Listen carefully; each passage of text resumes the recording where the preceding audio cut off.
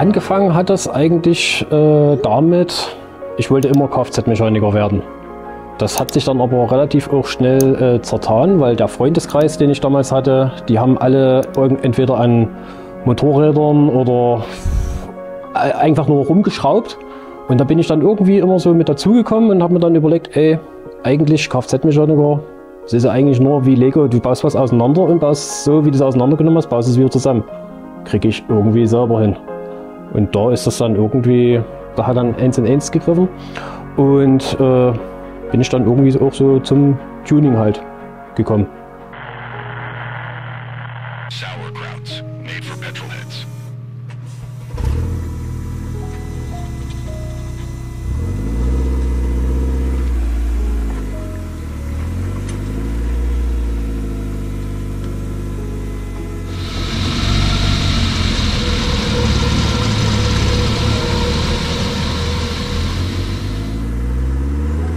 You're driving in an incredible new vehicle. A vehicle so advanced, it can go over 700 miles between fill-ups. A vehicle so efficient, it gets the best mileage of any vehicle of its kind in the Netherlands. Who makes it? Volkswagen. Who else? Introducing the new Volkswagen diesel pickup. It's built like a truck, but it drives like something else.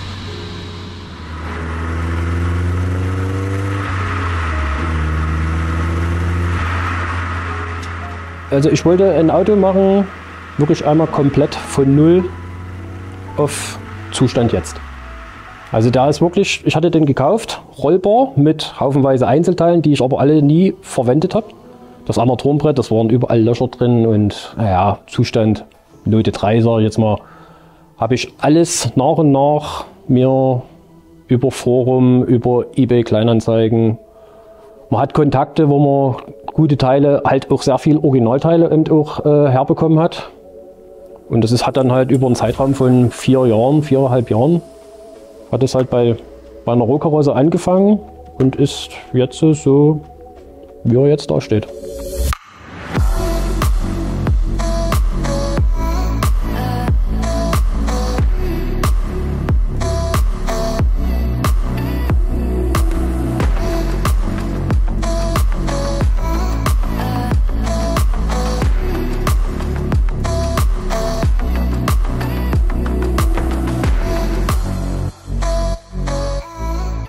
Es ist Freude pur. Man fährt mit dem einfach nur gerne. Es ist was Altes. Damit bin ich irgendwo früher auch aufgewachsen. Es ist, auch wenn man jetzt durch die Städte fährt oder so, oder hier durchs Dorf, es dreht sich fast jeder danach um, weil gerade die Rentner, die kennen diesen alten Autos auch noch von früher. Und an der Tankstelle wurde ich immer von einem älteren Herrn mal angesprochen. Da dachte ich, oh, sowas habe ich früher auch mal gehabt, aber eben als Nutzfahrzeug.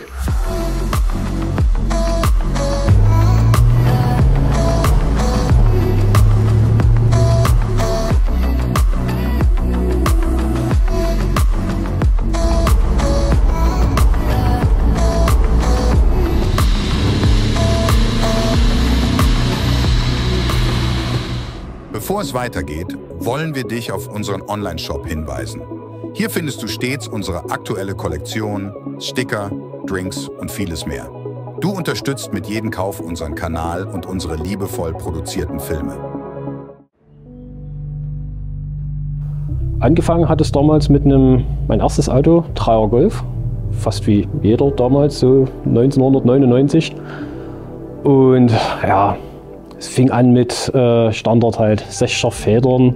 Dann hatte man ein bisschen mehr Lehrlingsgeld über, dann hat man sich mal ein komplettes Fahrwerk gekauft, bis man dann irgendwann mal bei seinem Wunsch-Gewinde-Fahrwerk halt angekommen war. Und ja, und dann ging das halt weiter. Felgen mussten dazu und dann fing es immer mehr an, so karosseriemäßig da ein bisschen sich reinzufuchsen und da und das.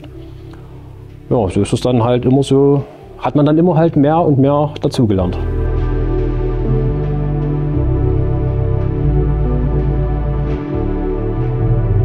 Nach dem 3er Golf wurde ich eingezogen zur Bundeswehr.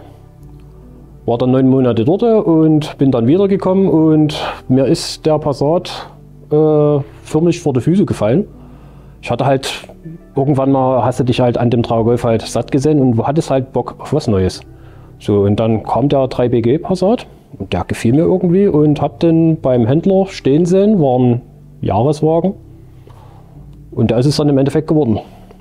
Sollte eigentlich nur ein Alltagsfahrzeug werden, aber wie es halt so ist, aus mehr wurde mehr. Ausschlaggebende Punkt, warum das dann eigentlich auch mehr geworden ist, wir waren Bautzen. Ich war damals mit der einzige Passat 3BG. Dachte ich, gut, stellt sich mal beim Schonschein mit hin. Und der erste Pokal, dort fing es dann an zu eskalieren.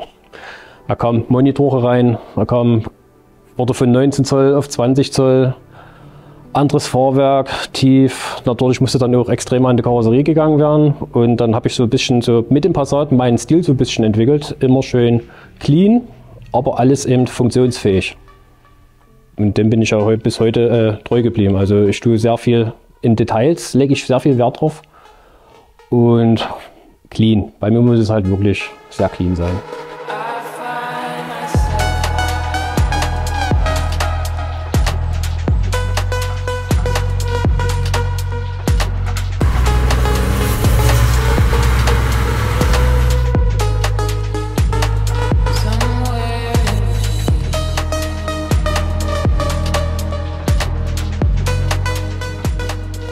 Der Caddy kam nach dem Passat. Ich bin ja, wie gesagt, ich bin ja auch mit VW so relativ auch durch einen Freundeskreis groß geworden. Und 1er Golf war immer schon so ein bisschen Favorite. 2er Golf hatte ich auch schon alles gehabt, meistens als Winterauto. Aber die 1er Sparte ist halt immer so ein bisschen mit hängen geblieben. Und dann habe ich mir so überlegt, so, gut, 1er Golf, siehst du auf fast jeden Treffen gefühlt an jeder Ecke. Caddy siehst du fast gar nicht. Und da ist es halt immer mehr und mehr so der Wunsch gekommen, guckst einfach mal nach einem Caddy.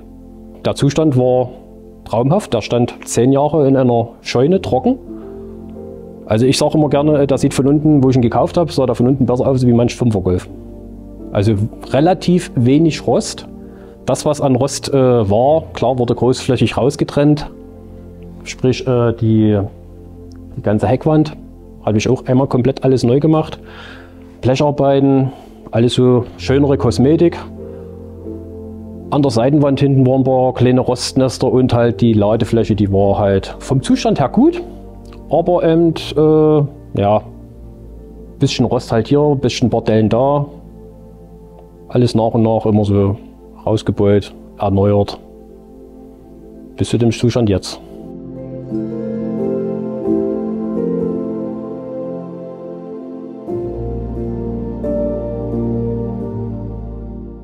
So, zu den größten Umbauten halt am Fahrzeug, am Caddy, sind halt in erster Linie der Motor. Ist ein 1.8T AGU. Leistungsmäßig ist er original, hat seine 150 PS, schnurrt so dahin, einwandfrei, lässt sich super fahren. Ist ein gängiger Motor, auch einfach zu bearbeiten. Ja, kann man viel verstecken, auch kabelmäßig. Ja, macht sein Ding.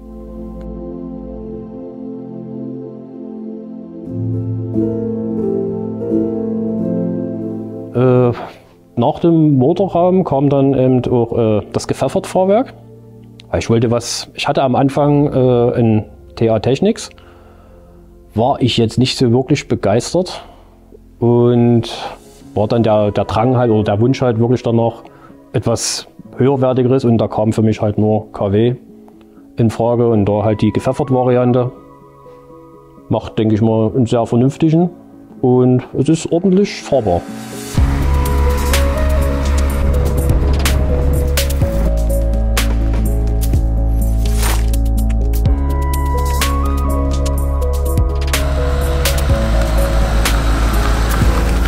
Innenraum war ja diese originalen Sitze, die drin waren, ja, ich bin 1,86 groß, habe ich gefühlt unter der Decke gehangen.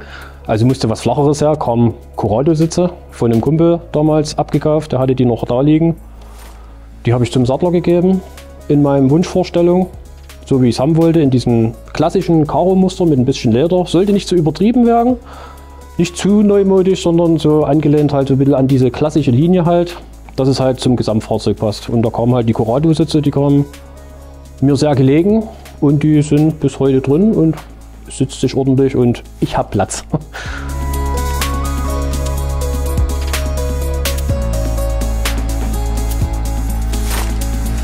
Lenkrad ist verbaut ein Luisi. Das war oder ist mit das einzige auf dem Markt, was ich jetzt kenne, was geschüsselt ist und was auch TÜV hat.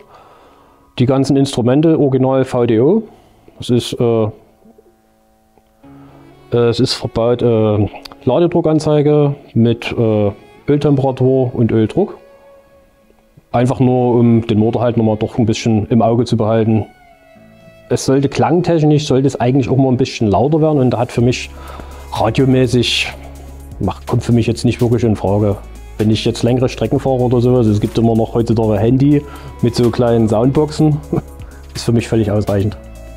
Ich höre lieber den Klang vom Motor und die ganze Umgebung, dieses ganze Feeling von diesen alten Autos, das kommt einfach ohne ein Radio oder irgend sowas, kommt es für mich besser.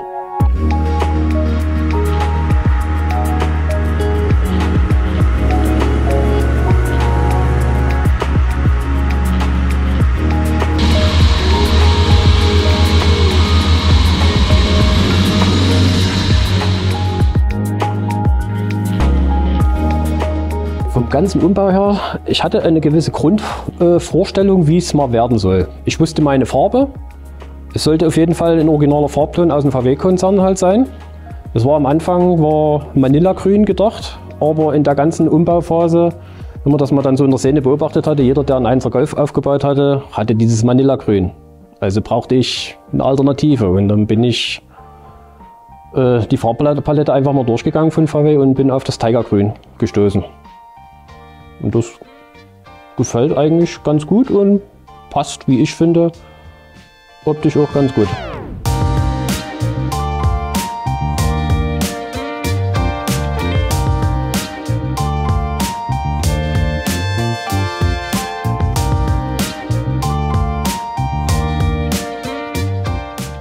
Der Eyecatcher, denke ich mal, wird jetzt immer so die Felgen. Felgen bin ich immer sehr unentschlossen, wie man sieht. Also ich habe Le Mans, wir haben RS-Felgen in sämtlichen Farben. Ja, mal gucken, was sonst noch so kommt. Also karosserietechnisch wird definitiv nichts verändert, soll alles die originale Linie halt bleiben. Von daher kann man jetzt eigentlich nur noch mit Felgen rumspielen oder halt in der Leistung, aber ist nicht geplant. Wenn dann schon nur Felgen.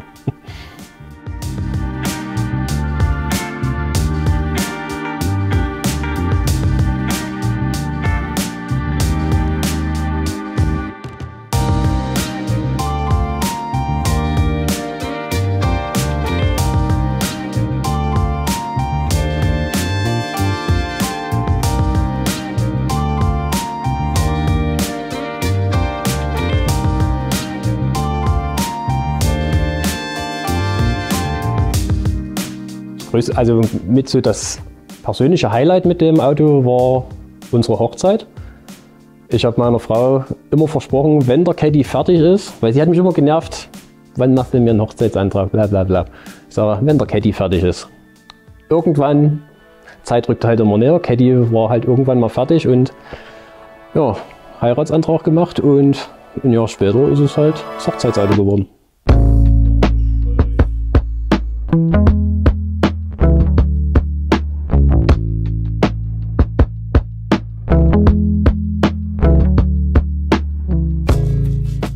Also Details an dem Auto, wie man sieht, ich habe jetzt so langsam immer angefangen, ganze Teile auch mit Carbon halt zu beziehen. Im Motorraum sowie außen die Stoßstangenecken, Einstiegsleisten. Im Innenraum wird es nach und nach wahrscheinlich auch noch ein paar Teile geben, die ich mit Carbon beziehe. Ansonsten, Motorraum ist ja in so einem Kreckelpulver. Bleibt so, gefällt mir.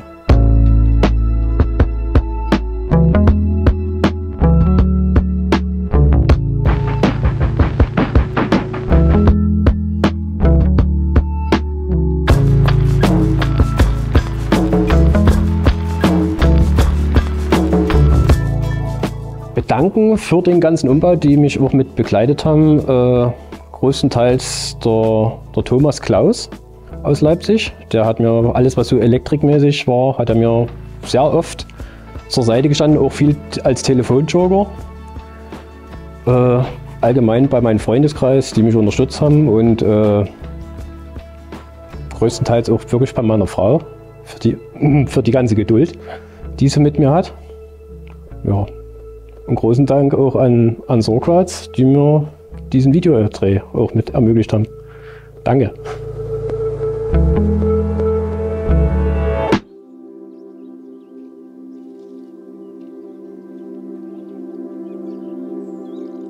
So, also danke fürs Zuschauen von dem Video. Lasst gerne mal ein paar Likes und abonniert den Kanal von Sorgratz. Schreibt gerne mal in die Kommentare, wie es euch gefallen hat. Vielleicht auch gerne mal, ich bin immer so unentschlossen, welchen Felgensatz. Das könnt ihr auch gerne mal kommentieren. Und ansonsten sehen wir uns beim nächsten Treffen. Ciao.